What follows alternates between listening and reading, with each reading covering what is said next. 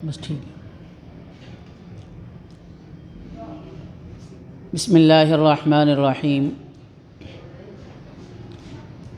الحمد للہ رب العالمین والعاقبۃ للمتقین والصلاة والسلام علی سید الانبیاء والمرسلین، اما بعد فاعوذ باللہ من الشیطان الرجیم۔ بسم اللہ الرحمن الرحیم۔ قل هل يستوي الذين يعلمون والذين لا يعلمون۔ وقال النبي صلى الله عليه وسلم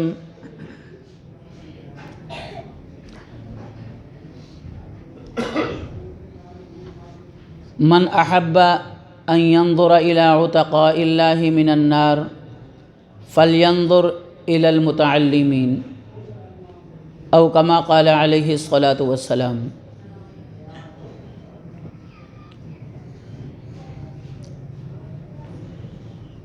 اللہ تعالیٰ کا بہت بڑا فضل ہے، اس کا بہت بڑا احسان ہے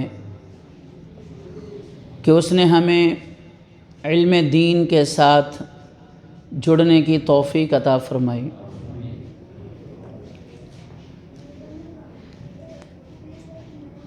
یہ وہ مبارک علم ہے جو براہ راست اللہ تعالیٰ کی ذات سے نکلا ہوا ہے، اور یہ وہ مبارک علم ہے کہ جس کو لانے والے اللہ تعالیٰ کی ذات سے نبی علیہ الصلاۃ والسلام تک پہنچانے والے وہ تمام فرشتوں کے سردار حضرت جبرائیل علیہ الصلاۃ والسلام ہیں، اور جن پر اتارا گیا وہ مبارک ہستی ہے کہ جس کو امام الانبیاء کہا جاتا ہے صلی اللہ علیہ وسلم۔ تو کتنے مبارک ہیں وہ لوگ جو اس علم کو اپنے سینے سے لگاتے ہیں، کتنی مبارک ہیں وہ نظریں جو دن رات اس علم کو دیکھ رہی ہیں، اس کے مطالعے میں لگی ہوئی ہیں، کتنے مبارک ہیں وہ سینے جن سینوں کے اندر اللہ تعالیٰ نے قرآن اور حدیث کا علم رکھا ہے، کتنی مبارک ہیں وہ مجلسیں، وہ محفلیں جہاں اس علم کا تذکرہ اور مذاکرہ ہوتا ہے، کتنے مبارک ہیں وہ لوگ کہ جن لوگوں کو اللہ تعالیٰ نے اپنے علم سے نوازا ہے، کتنے مبارک ہیں کہ ایک عالم کی زیارت کرنا، من زار عالما فکأنما زارنی، کہ رسول اللہ صلی اللہ علیہ وسلم فرما رہے ہیں کہ جس نے عالم کی زیارت کی فکأنما زارنی، اس نے گویا کہ میری زیارت کی۔ کتنا مبارک یہ علم ہے ہماری طرح کا ہی ایک انسان، لیکن اس علم کی نسبت سے اللہ تعالیٰ نے اس کو کتنا بڑا مقام دے دیا۔ من صلی خلف الامام، من صلی خلف عالم، من صلی خلف عالم فکأنما صلی خلفی، کہ جس آدمی نے کسی عالم کے پیچھے نماز پڑھی، آپ نے فرمایا کہ گویا کہ اس نے میرے پیچھے نماز پڑھی۔ یہ اتنا بڑا رتبہ اس کو کس چیز نے دیا ہے، اتنا بڑا بلند مقام اس کو کس چیز نے دیا ہے، اتنا بڑا رتبہ اور بلند مقام اس علم کی بدولت اس کو نصیب ہوا ہے۔ اتنا بڑا بلند مقام دنیا میں اور آخرت میں۔ آخرت میں ایک عالم جب اٹھایا جائے گا، ایک عابد بھی اٹھایا جائے گا۔ جب عابد آئے گا اللہ تعالیٰ عابد سے فرمائیں گے پل صراط پر سے گزر جا اور جنت میں داخل ہو جا، لیکن جب عالم آئے گا تو عالم کو اللہ تعالیٰ فرمائیں گے قم، ٹھہر جاؤ، اشفع تشفع، تم لوگوں کی سفارش کرنا شروع کرو اور تمہاری سفارش قبول کی جائے گی۔ تو ایک عالم ہزاروں لوگوں کی سفارش کرے گا اور اس کی سفارش قبول کی جائے گی، اور اس کی سفارش پر کتنے لوگ جہنم سے آزاد کر دیے جائیں گے۔ اس علم کی نسبت سے اتنا بڑا اعزاز اور اتنا بڑا اکرام ملا۔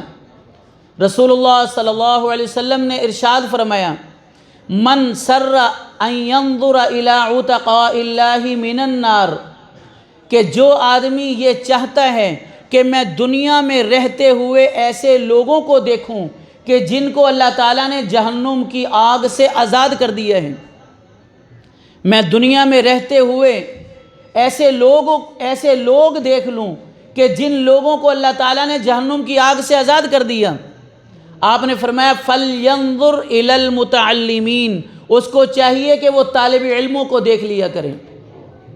یہ وہ لوگ ہیں کہ جن کو اللہ تعالیٰ نے جہنم سے آزاد کر دیا۔ یہ جہنم سے آزادی طالب علم کے لیے کیوں ملی ہے؟ یہ اس علم کی نسبت سے ملی ہے۔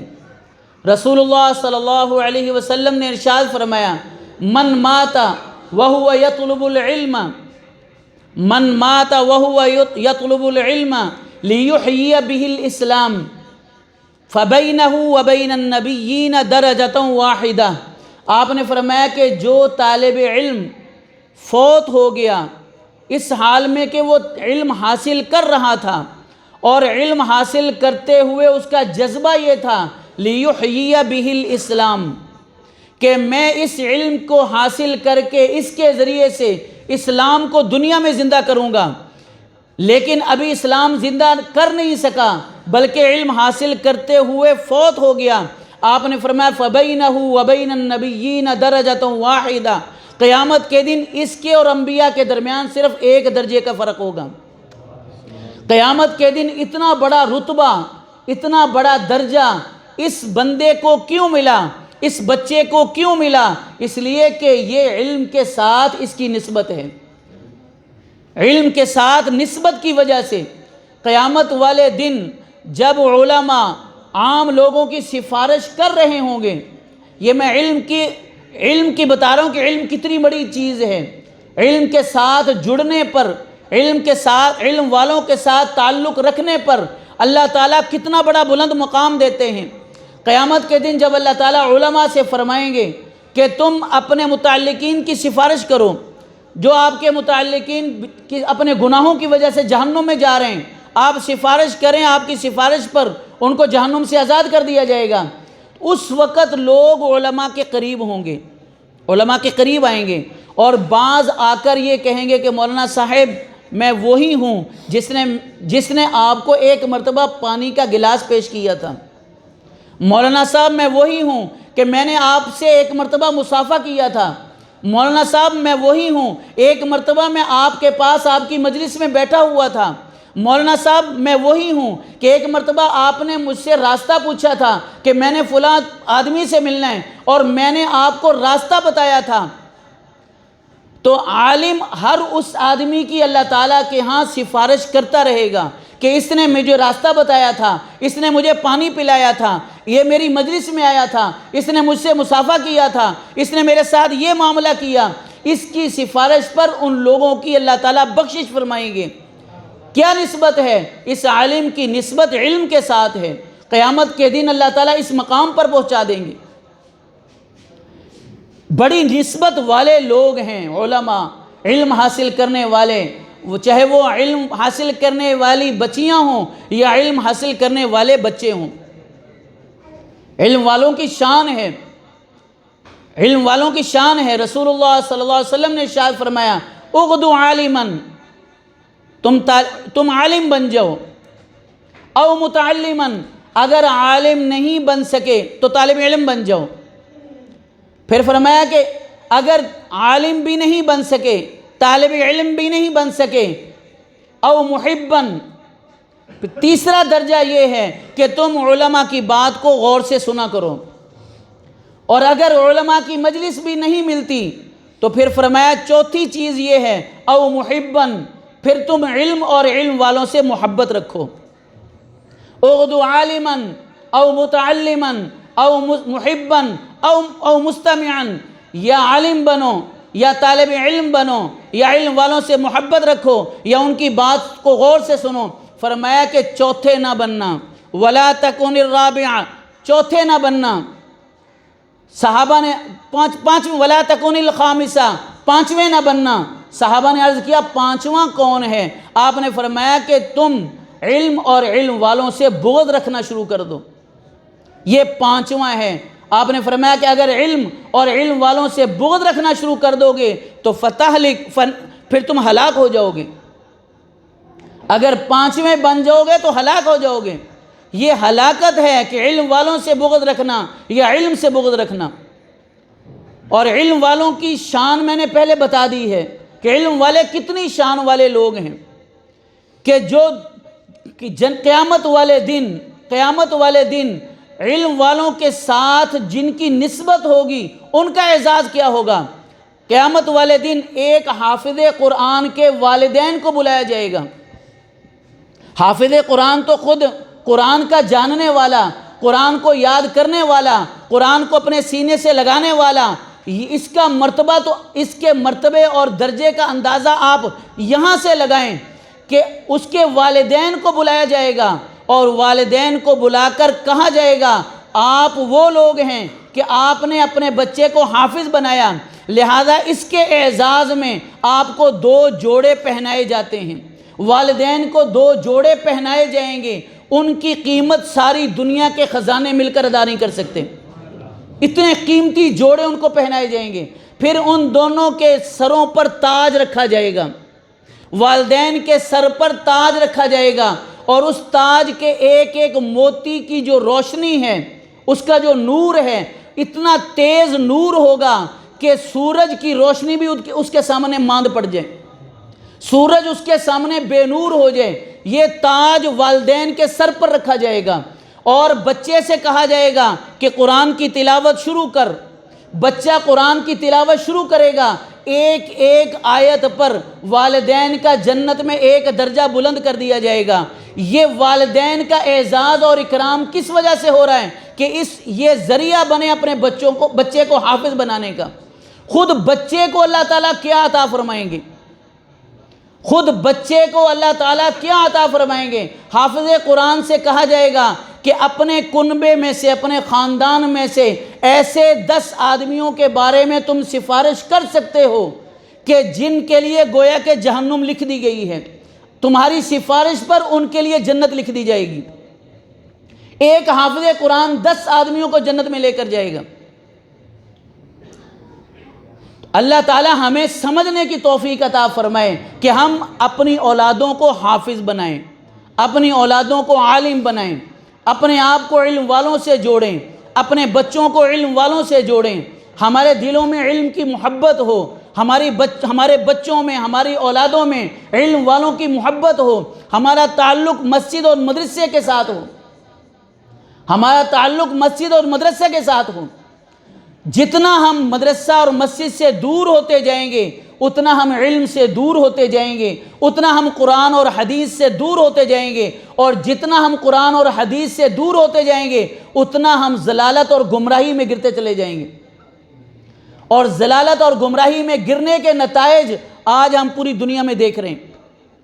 پوری دنیا کے اندر اس وقت ظلمت ہے، ضلالت ہے، گمراہی ہے، تاریکی ہے، ہر طرف تاریکی کے بادل چھائے ہوئے ہیں، کہیں کوئی چنگاری نظر نہیں آ رہی، کہیں کوئی نکلنے کا راستہ نظر نہیں آ رہا۔ اگر نکلنے کا راستہ ہے تو وہ واحد راستہ ہے اور وہ علم والا راستہ ہے۔ علم کا معنی ہی جاننا، العلم نور، علم ایک نور ہے، علم ایک نور ہے، اور جہالت اندھیرا ہے۔ علم ایک نور ہے، اور اگر اندھیرے کو ختم کرنا ہو، اگر اندھیرے کو ختم کرنا ہو تو اس اندھیرے کو ختم کرنے کے لیے ڈنڈے اور سوٹے نہیں چاہیے، لاٹھیاں نہیں چاہیے۔ اس اندھیرے کو ختم کرنے کے لیے ایک ماچس کی دیا سلائی بھی جلا دی جائے، اندھیرا ختم ہو جائے گا۔ آج کے دور میں، آج کی ظلمت میں، آج کی تاریکی میں یہ جو مدارس ہیں، اگرچہ یہ صرف ایک چھوٹی سی دیا سلائی ہیں، ایک ماچس کی ایک تیلی ہیں، تھوڑی سی روشنی ہے، لیکن یہ تھوڑی سی روشنی بھی اس جہالت کو ختم کرنے کے لیے کافی ہو جائے گی۔ اس لیے ہم کبھی یہ نہ سوچیں کہ ہمارا ایک بچہ اتنی بڑی ظلمت اور تاریکی کا کیا مقابلہ کرے گا۔ اتنی بڑی ضلالت کا کیا مقابلہ کرے گا ہمارا ایک بچہ؟ ہمارا بچہ اس ضلالت کے لیے بہت کچھ ہے۔ اس تاریکی کے بادلوں کے اندر اور تاریکی کے اندھیروں کے اندر ہمارا ایک حافظ قرآن، اس تاریکی کے اندر ہمارا ایک عالم بچہ بہت کچھ کر جائے گا، اس کا اندازہ ہم کر ہی نہیں سکتے۔ اس لیے اپنے بچوں کو، بچیوں کو ہم عالم بنائیں، عالمہ بنائیں، بچوں کو حافظ بنائیں، حافظہ بنائیں، اس سے ہماری اپنی زندگیوں پر اثر پڑے گا۔ اور یہ بات ہم خوب سمجھ لیں، یہ بات ہم خوب سمجھ لیں، ہم نے آج اپنے بچوں کے اوپر بڑی توقعات رکھی ہوئی ہیں، ہم نے اپنے بچوں پر توقعات رکھی ہوئی ہیں اور خود اپنے بارے میں کوئی فیصلہ نہیں کیا۔ ہم دیکھنا چاہتے ہیں کہ میرا بیٹا نیک بن جائے، ہماری بیٹی نیک بن جائے، ہمارا بیٹا جنید بغدادی بن جائے، ہماری بیٹی رابعہ بصریہ بن جائے، ہمارا بیٹا بختیار کاکی بن جائے، ہمارا بیٹا معین الدین چشتی بن جائے، ہمارا بیٹا تو قطب الاقطاب بن جائے، لیکن میری زندگی ویسے ہی رہے، میری زندگی ویسے ہی رہے۔ این خیالست و محالست و جنون، یہ سب فضول سوچیں ہیں، ایسا کبھی نہیں ہوگا۔ اللہ تعالیٰ قادر مطلق ذات ہے، اللہ تعالیٰ قادر مطلق ذات ہے، اللہ کرنے پر آئے تو کر سکتا ہے۔ اللہ آزر کے گھر میں ابراہیم علیہ السلام خلیل اللہ کو پیدا کر دے، اللہ قادر ہے، لیکن اللہ تعالیٰ کا ایک قانون ہے، اللہ تعالیٰ کی ایک سنت ہے، اور وہ اللہ کی سنت کیا ہے؟ وہ رسول اللہ صلی اللہ علیہ وسلم نے ارشاد فرمایا، کل مولود یولد علی فطرت الاسلام وابوانہ یہودانہ او یمجسانہ او ینصرانہ۔ آپ نے فرمایا ہر پیدا ہونے والا بچہ فطرت اسلام پر پیدا ہوتا ہے، اب اس کے ماں باپ کے ہاتھ میں ہے، اس کے ماں باپ چاہے اس کو مجوسی بنا دیں، اس کو نصرانی بنا دیں، اس کو عیسائی بنا دیں، اس کے ماں باپ ہیں اس کو یہودی بنا دیں، جو مرضی بنا دیں۔ اس لیے ماں باپ کو پہلا قدم اٹھانا پڑے گا۔ اگر ماں باپ خود اپنے آپ کو بتکلف نیک بنا لیں، بچے نیک بن جائیں گے۔ بتکلف اپنے آپ کو دیندار بنا لیں، بچے دیندار بن جائیں گے۔ آپ اپنے سر پر ٹوپی سجانا شروع کر دیں، چند دن بعد آپ دیکھیں گے کہ آپ کے بیٹے کے سر پر بھی ٹوپی ہوگی۔ آپ اپنے سر پر پگڑی رکھنا شروع کر دیں، چند دن بعد آپ دیکھیں گے کہ آپ کے بیٹے کو بھی شوق پیدا ہوگا کہ میں بھی اپنے سر پر پگڑی رکھ لوں۔ آپ 5 وقت کی نماز شروع کر دیں، بچہ خود بخود آپ کے پیچھے چلنا شروع ہو جائے گا۔ آپ وضو کریں گے، بچہ آپ کو دیکھ دیکھ کر وضو کرنا شروع کر دے گا۔ آپ مسجد میں آئیں گے، بچہ آپ کے ساتھ آئے گا۔ آپ جیسے رکوع کریں گے، بچہ آپ کو دیکھ کر رکوع کرے گا۔ آپ سجدہ کریں گے، بچہ دیکھ کر سجدہ کرے گا۔ آپ دعا کے لیے ہاتھ اٹھائیں گے، بچہ بھی آپ کے ساتھ اپنے ننھے ننھے ہاتھ اٹھا کر اللہ سے دعائیں مانگنا شروع کر دے گا۔ ہم اپنے آپ کو بدلنا نہیں چاہتے اور اپنے بچوں کے بارے میں ہم نے توقع رکھی ہوئی ہے کہ میرا بچہ تو جنید بغدادی بنے، میری بیٹی تو عالمہ اور حافظہ بن جائے، میری بیٹی تو ہمیں رابعہ بصریہ نظر آنی چاہیے۔ یہ نہیں ہو سکتا۔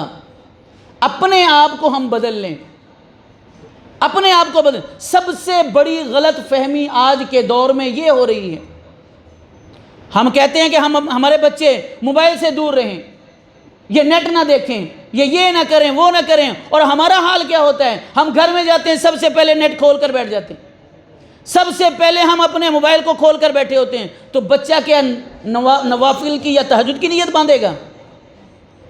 ہم جب خود یہ کچھ دیکھ رہے ہیں تو بچہ کیا ہمارا قرآن کھول کر قرآن یاد کرنا شروع کر دے گا؟ بچہ وہی کچھ کرے گا جو مجھے دیکھ رہا ہے، بچہ وہ کرے گا جو مجھے دیکھ رہا ہے۔ اگر میں گھر میں داخل ہوتے ہی اونچی آواز سے سلام کروں گا تو بچے کی بھی عادت یہی بنے گی کہ بچہ گھر میں داخل ہوتے ہی اونچی آواز سے سلام کرے گا۔ آپ گھر سے نکلتے وقت بسم اللہ توکلت علی اللہ لا حول ولا قوت الا باللہ، آپ گھر سے نکلتے وقت اونچی آواز سے پڑھنا شروع کر دیں، آپ چند دن بعد دیکھیں گے کہ آپ کے بچے کی زبان پر بھی یہی کلمات ہوں گے، اگرچہ اس کو کسی نے یاد نہیں کروائے، اس کے سسٹم نے، اس کے دماغ کے سسٹم نے ان الفاظ کو کیچ کر لیا، اپنے اندر محفوظ کر لیا۔ آپ نے اس کو یاد نہیں کروایا، آپ نے اس کو ترغیب نہیں دی، لیکن بچے نے خود اپنے دماغ میں محفوظ کر لیا کہ مجھے نکلتے وقت گھر سے بایاں پاؤں نکالنا ہے اور نکلتے ہی مجھے بسم اللہ توکلت علی اللہ پڑھنا ہے۔ یہ ہماری معاشرتی زندگی میں بگاڑ کہاں سے آیا ہے؟ ہماری معاشرتی زندگی میں بگاڑ ہم ماں باپ کی وجہ سے آیا ہے، ہم ماں باپ کی وجہ سے آیا ہے۔ ہم نے اپنے گھروں میں زندگی نہیں دی، ہم نے اپنے گھروں کی طرف غور نہیں کیا۔ ہم نے غور کیا ہم نے غور کیا پیسے پر، دولت پر، گھر پر، کاروبار کو بڑھانے پر۔ ہماری سوچ اور صلاحیتیں ادھر چل رہی ہیں۔ بچی کا کیا ہو رہا ہے، بچے کا کیا ہو رہا ہے، بچہ کیا بن رہا ہے، بچی کیا بن رہی ہے، کبھی اس کی طرف توجہ ہی کوئی نہیں گئی۔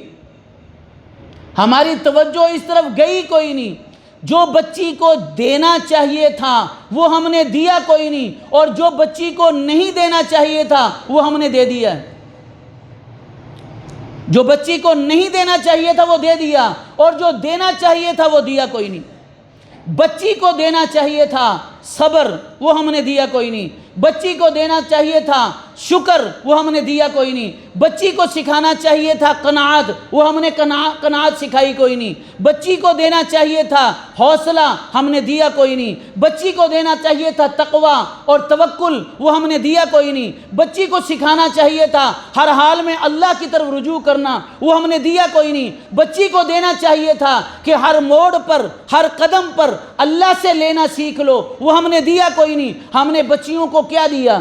ہم نے بچیوں کو فیشن دے دیا، ہم نے بچیوں کو بظاہر اچھے عمدہ لباس دے دیے، بچیوں کو عمدہ زیور دے دیے۔ جو زیور قرآن اور حدیث نے بتائے وہ زیور ہم نے نہیں دیے۔ بچی کا زیور صبر ہے، بچی کا زیور حسن اخلاق ہیں، بچی کا زیور شکر ہے، بچی کا زیور قناعت ہے، بچی کا زیور اللہ سے لینا ہے، بچی کا زیور ہر حال میں اللہ کی تقدیر پر راضی ہونا ہے، وہ ہم نے دیا ہی کوئی نہیں۔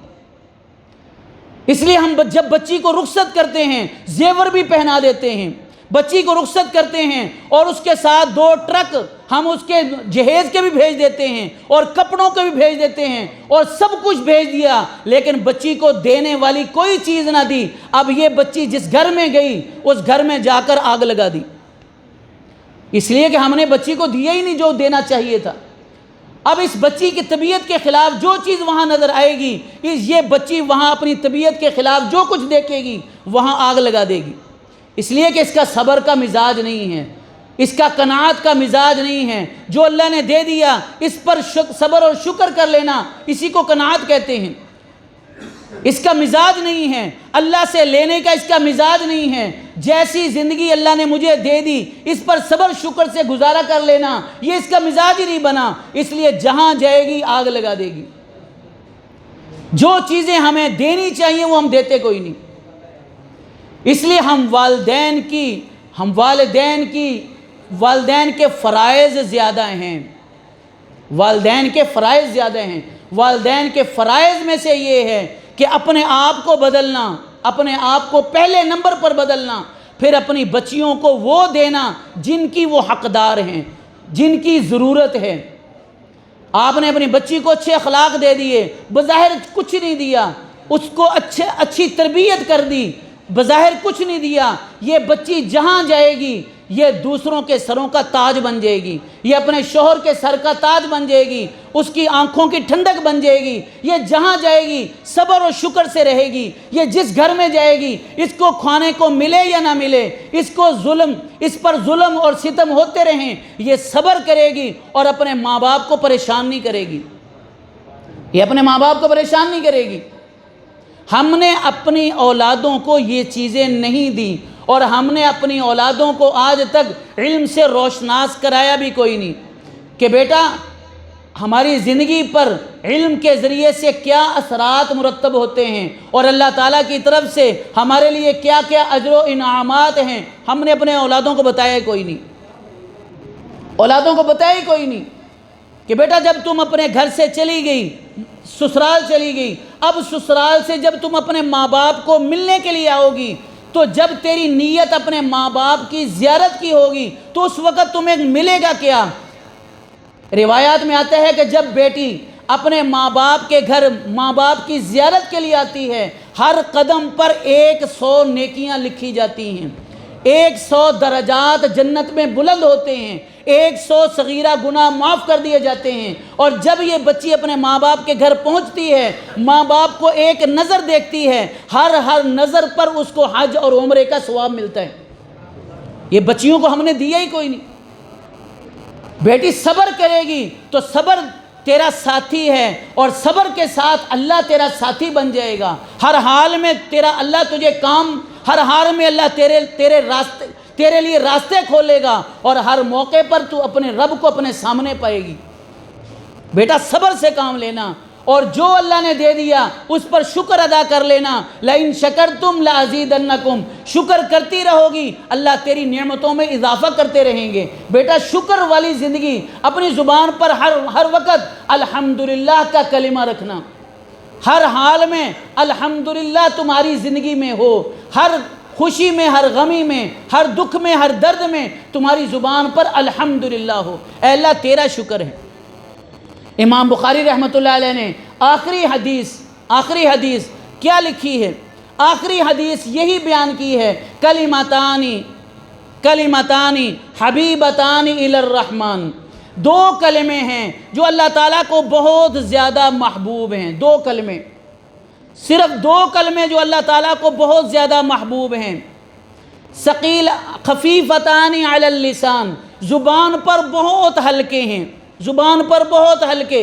کیا مطلب؟ کہ پڑھنے میں کوئی دشواری کوئی نہیں، پڑھنے میں کوئی زور نہیں لگتا، پڑھنے میں کوئی زیادہ وقت نہیں لگتا۔ ثقیلتان فی المیزان، لیکن وزن ان کا اتنا ہے، قیامت کے دن اللہ تعالیٰ جب میزان قائم کریں گے تو نیکیوں کے پلڑے کو یہ 2 کلمے جھکانے والے ہوں گے۔ زبان پر بہت ہلکے ہیں لیکن نیکیوں کے پلڑے کو نیچے جھکا دیں گے۔ فرمایا سبحان اللہ و بحمدی سبحان اللہ العظیم، یہ 2 کلمے ہیں، سبحان اللہ و بحمدی۔ اے اللہ تو پاک ذات ہے، اے اللہ تو بے عیب ذات ہے، و بحمدی تمام تعریفیں تیرے لیے ہیں، اور میں ہر حال میں تیری ہی تعریف کرنے والا ہوں، میں ہر حال میں تیرا ہی شکر کرنے والا ہوں۔ تو مجھے غمی میں رکھے تب بھی تیرا شکر، تو مجھے خوشی میں رکھے تب بھی تیرا شکر، تو مجھے کھلائے تب بھی تیرا شکر، تو مجھے نہ کھلائے تب بھی تیرا شکر، تو مجھے پہننے کے لیے کپڑا دے اے اللہ تب بھی تیرا شکر، تو مجھے پہننے کے لیے نہ دے اے اللہ تب بھی تیرا شکر، تو مجھے رہنے کے لیے گھر دے دے اے اللہ تیرا شکر، تو مجھے رہنے کے لیے گھر نہ دے اے اللہ تب بھی تیرا شکر ہے۔ سبحان اللہ و بحمدی سبحان اللہ العظیم، اے اللہ تو پاک ذات ہے اور تو سب سے بالا اور برتر ہے، تیرے برابر کا کوئی نہیں۔ صرف یہ 2 کلمے آخر میں امام بخاری رحمۃ اللہ علیہ نے ذکر کیے، اور ذکر کر کے امام بخاری رحمۃ اللہ علیہ نے زندگی کی قیمت بتا دی ہے، زندگی کی قیمت کی طرف اشارہ کر دیا کہ ہماری زندگی کتنی قیمتی زندگی ہے، کہ 2 بول ہیں، پڑھنے میں چند سیکنڈ لگتے ہیں، اور اللہ تعالیٰ کے ہاں کتنی قیمتی ہیں، اللہ کے عرش سے بھی زیادہ قیمتی، اور قیامت کے دن نیکیوں کے پلڑے کو جھکا دینے والے یہ صرف 2 کلمے ہیں، اور جن کے پڑھنے کے لیے صرف 10 سیکنڈ لگے۔ اپنی زندگی کا ہم خود محاسبہ کر لیں، اللہ نے ہمیں کتنی قیمتی زندگی دی ہے، جس کے 10 سیکنڈ کی قیمت یہ ہے، اگر پوری زندگی کو اللہ اور اللہ کے رسول کا متبع اور فرمانبردار بن جائے، وہ آدمی اللہ کے ہاں کتنا قیمتی بن جائے گا، جس کے 10 سیکنڈ اتنے قیمتی ہیں، جس کے 10 سیکنڈ کی قیمت یہ ہے کہ اللہ کے عرش سے زیادہ محبوب اس کے یہ 10 سیکنڈ، جس 10 سیکنڈ کے اندر اس نے سبحان اللہ و بحمدی سبحان اللہ العظیم پڑھ لیا، اس 10 سیکنڈ کی قیمت یہ ہے کہ اللہ کے عرش سے زیادہ قیمتی اس کے 10 سیکنڈ، اور قیامت کے دن میزان کے اندر نیکیوں کے پلڑے کے اندر سب سے زیادہ وزن ان 10 سیکنڈوں کا ہے، جس 10 سیکنڈ کے اندر اس نے سبحان اللہ و بحمدی سبحان اللہ العظیم کہا ہے۔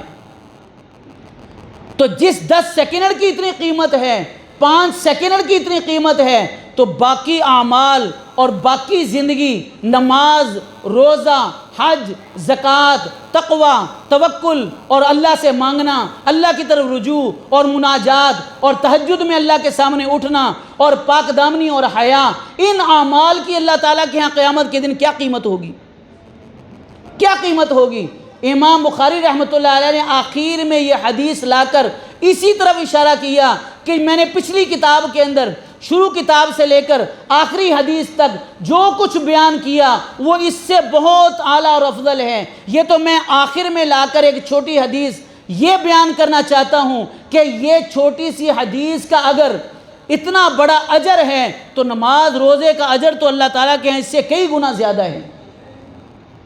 نماز روزے کا اجر اللہ کے ہاں اس سے کئی گنا زیادہ ہے، تہجد کا اجر اللہ کے ہاں کئی گنا زیادہ ہے، صدق اور امانت داری کا اللہ تعالیٰ کے ہاں اجر بہت زیادہ ہے، اپنے آپ کو حرام سے بچانا، حلال میں لانا، اس کا اجر تو اللہ تعالیٰ کے ہاں کئی گنا زیادہ ہے۔ باقی اعمال اللہ کے ہاں بڑے قیمتی اعمال ہیں۔ جب سبحان اللہ و بحمدی سبحان اللہ العظیم کی قیمت اللہ کے ہاں یہ ہے تو اللہ کے ہاں باقی اعمال کتنے قیمتی ہوں گے؟ اس طرف آج ہماری توجہ نہیں، آج ہماری زندگیاں، ہمیں اپنی زندگی کا بڑا مسئلہ یہ ہے، ہمیں اپنی زندگی کا احساس نہیں ہے، ہم اپنی زندگی کے اوقات کے معاملے میں بے حس ہیں، اپنی زندگی کے اوقات کے معاملے میں بے حس ہیں، ہمیں اپنی زندگی کے اوقات کی قیمت کوئی نہیں، اپنی زندگی کے اوقات کی قیمت کا احساس کوئی نہیں۔ ہمیں کس چیز کی قیمت کا احساس ہے؟ ہمیں اس ایک گلاس کی قیمت کا احساس ہے۔ یہ اگر ٹوٹ گیا تو میرے 50 روپے ضائع ہو جائیں گے، میرے 10 روپے ضائع ہو جائیں گے، ہمیں اس چیز کا احساس ہے، لیکن ہمیں حضور اکرم صلی اللہ علیہ وسلم کی مبارک سنت کا احساس کوئی نہیں، اپنے ضائع ہونے والے وقت کا احساس کوئی نہیں کہ میں نے آج کتنا وقت ضائع کر دیا جس میں نے نہ اللہ کو یاد کیا، نہ اللہ کے رسول کو یاد کیا، نہ اللہ تعالیٰ کا کوئی ذکر کیا، نہ میں نے اللہ کے رسول صلی اللہ علیہ وسلم پر کوئی کلمہ پڑھا، کوئی درود پڑھا۔ ہمیں یہ احساس کوئی نہیں میرا کتنا وقت ضائع ہو رہا ہے۔ کتنے مبارک وہ لوگ تھے کہ جنہوں نے اپنی زندگی کی قیمت کو پہچانا اور ایک ایک لمحہ انہوں نے ضائع نہیں ہونے دیا، یہاں تک کہ زندگی ایک گھر میں ایک کمرے میں گزار دی اور کبھی چھت کی طرف بھی نہیں دیکھا کہ کیا فضول اپنے چھت کو دیکھنا۔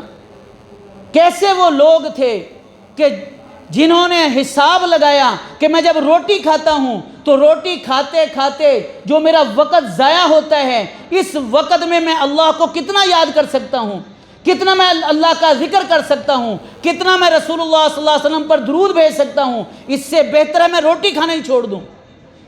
ایسے اولیاء گزرے جنہوں نے روٹی کھانا صرف اس وجہ سے چھوڑ دی کہ اس میں ہمارا وقت ضائع ہوتا ہے، اور انہوں نے ستو پھانک کر اوپر پانی پی کر زندگی گزار دی کہ تاکہ اللہ کو یاد کر سکیں، اس وقت میں زیادہ سے زیادہ اللہ کا ذکر کر سکیں۔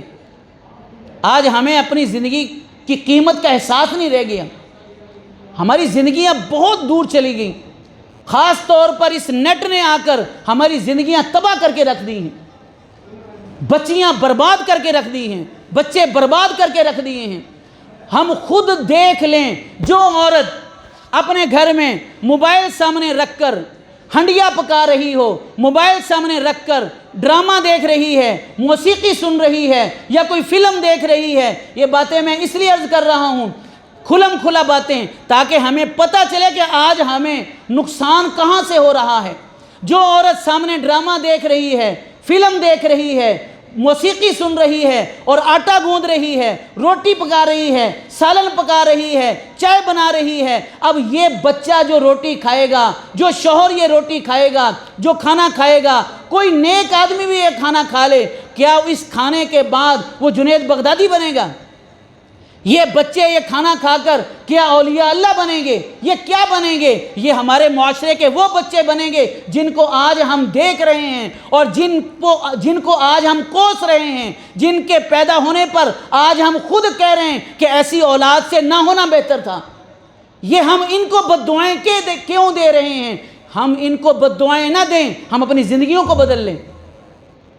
وہ مائیں قبروں میں چلی گئیں کہ جب بچے کو دودھ پلاتی تھیں تو سورہ یاسین کی تلاوت کر رہی ہوتی تھیں۔ وہ مائیں قبروں میں چلی گئیں کہ جب بچے کو کھانا کھلاتی تھیں سبحان اللہ کے کلمات ماں کی زبان پر، جب بچے کے لیے کھانا پکا رہی ہوتی تھی تو قرآن کی تلاوت کر رہی ہوتی تھی۔ یہ بچے جنید بغدادی بنتے تھے، یہ بچے قطب الاقطاب بنتے تھے، یہ بچے بختیار کاکی بنتے تھے، یہ بچے وقت کے اولیاء بنتے تھے، یہ بچے وقت کے رہبر اور رہنما بنتے تھے۔ ان بچوں کے پیچھے ہزاروں لوگ ہدایت پر آیا کرتے تھے، اس لیے کہ ان کی ماؤں کا پیچھے ہاتھ تھا۔ یہ ایسے ہی نہیں کسی اللہ والے نے کہہ دیا کہ سب سے پہلا مدرسہ وہ ماں کی گود ہے، سب سے پہلا مدرسہ ماں کی گود ہے۔ یہ ایسے ہی جملہ مشہور نہیں ہو گیا، ماں کا سب سے پہلا ہاتھ ہے۔ کتنا بڑے سے بڑا ولی دیکھ لیں، اس کے پیچھے اس کی ماں کا ہاتھ ضرور ہوگا۔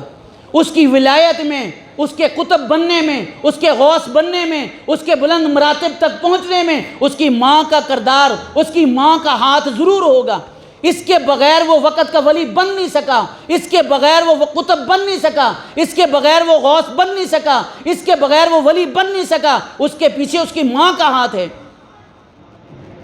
آج ہم اپنی ماں کو دیکھ کے کیا ہو رہا ہے؟ ہم معاشرے میں باہر نکل کر ہم بچوں کو روتے ہیں، بچوں کو ترستے ہیں، بچوں کو گالیاں دیتے ہیں، بچوں کو برا کہتے ہیں۔ کیوں برا کہیں؟ ہم اپنے آپ کو بدل لیں، اپنی زندگیوں کو بدل لیں، ہمارے بچے ولی بن جائیں گے، ہمارے بچے ہمارے لیے آنکھوں کی ٹھنڈک بن جائیں گے، ہمارے بچے ہمارے لیے راحت کا ذریعہ بن جائیں گے۔ اللہ تعالی ہم سب کو عمل کرنے کی توفیق عطا فرمائے۔ اللہ تعالی ہمیں عمل کی توفیق عطا فرمائے۔ بعض مرتبہ ہم بات سن لیتے ہیں لیکن وہ سننا برائے سننا ہوتا ہے۔ بعض مرتبہ سننا بھی ایک کانوں کا چسکا بن جاتا ہے کہ جی ماشاءاللہ ہم نے بات سنی، بڑی اچھی بات تھی، لیکن جیسے ہی مسجد سے نکلے، اس محفل سے نکلے اور وہ بات رات گئی اور بات گئی، رات گئی اور بات گئی۔ مسئلہ یہ ہے کہ ہماری عملی زندگی بن جائے، میں بھی اس پر عمل کرنے والا بن جاؤں، آپ بھی عمل کرنے والے بن جائیں، ہماری عملی زندگی اس پر آ جائے۔ عملی میدان میں ہم سب کمزور ہیں، باتیں شاید آپ مجھ سے بھی زیادہ جانتے ہوں۔ آپ میں سے کسی کو کہا جائے کہ یہاں تشریف لائیں، تھوڑی دیر کے لیے بات کریں، شاید آپ میں سے کوئی میرے سے اچھی تقریر کر لے، میرے سے اچھا لوگوں کو سمجھا لے، لیکن ہماری زندگی مسئلہ ہمارے عمل پر ہے، ہمارا عمل نہیں ہے۔ جو میں کہہ رہا ہوں میرا عمل بھی اس کے خلاف ہے، جو آپ کہہ رہے ہیں آپ کا عمل بھی اس کے خلاف ہے۔ مسئلہ عمل کا ہے کہ ہم عمل والے بن جائیں، ہم عمل والے بن جائیں، اور قیامت کے دن عمل پر ہی فیصلے ہوں گے۔ حضرت ابو درداء رضی اللہ عنہ کیا فرمایا کرتے تھے؟ مجھے سب سے زیادہ ڈر اس بات کا ہے، مجھے سب سے زیادہ ڈر اس بات کا ہے کہ قیامت کے دن اللہ تعالیٰ ساری مخلوق کے سامنے مجھے کھڑا کر کے مجھے یہ نہ پوچھ لیں کہ اے ابو درداء تم نے اپنے علم پر کیا عمل کیا تھا، بتاؤ اپنے علم پر کیا عمل کیا تھا۔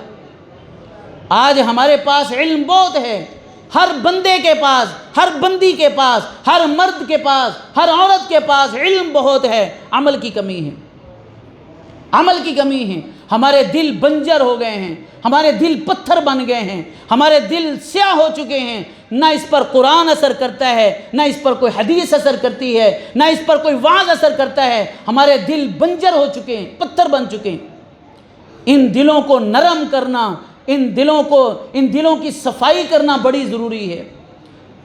رسول اللہ قربان جائیں، صحابہ رضی اللہ عنہم پر قربان جائیں، قربان جائیں ہم اپنے نبی علیہ السلام کی ذات پر کہ یہ مسئلہ بھی 1400 سال پہلے حل کر دیا۔ آپ نے فرمایا کہ دلوں کو بھی زنگ لگ جاتا ہے، دلوں کو بھی زنگ لگ جاتا ہے جیسے لوہے کو پانی لگنے سے زنگ لگ جاتا ہے۔ صحابہ بڑے حیران ہو گئے، یا رسول اللہ ان دلوں کی صفائی کی صورت کیا ہے؟ آپ نے فرمایا انہوں نے عرض کیا یا رسول اللہ کہ لوہے کو زنگ لگ جائے، لوہے کو زنگ لگ جائے، لوہے کو زنگ لگنے کی صفائی کا طریقہ تو ہم جانتے ہیں، لیکن دل کو زنگ لگ جائے، اس کے صاف کرنے کا طریقہ کیا ہے؟ آپ نے فرمایا دو چیزیں ہیں، دو چیزیں آپ نے فرمایا یہ دو چیزیں لازم پکڑ لو، تمہارے دل صاف ہو جائیں گے۔ ایک فرمایا قرآن کی تلاوت اور دوسرا موت کی یاد۔ قرآن کی تلاوت اور موت کی یاد، یہ دو چیزیں لازم پکڑ لو، تمہارے دل صاف ہو جائیں گے، تمہارے دلوں کا میل اتر جائے گا، تمہارے دلوں کا زنگ اتر جائے گا، تمہارے دلوں کی سختی دور ہو جائے گی اگر یہ دو چیزیں لازم پکڑ لیں، ایک قرآن کی تلاوت اور دوسرا موت کی یاد۔ آج ہم قرآن سے اتنا دور ہو گئے کہ ہم اپنے گھروں میں کبھی جا کر دیکھیں، ہمارے گھروں میں قرآن پڑے ہیں، اس کے اوپر مٹی پڑی ہے، کبھی